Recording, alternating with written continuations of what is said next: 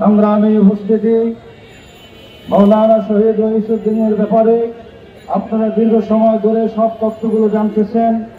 আমরা ভালো করে জানতে পেরেছি রইসুদ্দিনকে কেন হত্যা করা হলো, শহীদ করা হলো।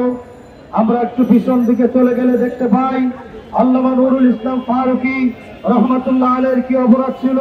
সেদিকে লক্ষ্য করলে আমরা জানতে পারি রইসুদ্দিনের অপরাধ ছিল, রইসুদ্দিন আল্লাহর হাবিবকে ভালোবাসতো, রইসুদ্দিন মিলাদুন নবী পালন করত, হুসাইন আলী মাকামকে ভালোবাসতো, বাংলার মাজারের পক্ষে ছিল।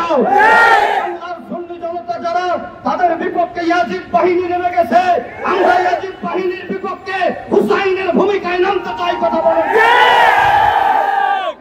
আহ্বান জানাচ্ছি, বাংলার জমিন শাহজালালের জমিন, শাহ ফরানের জমিন, শাহ মখদুমের জমিন, শাহ আমানতের জমিন।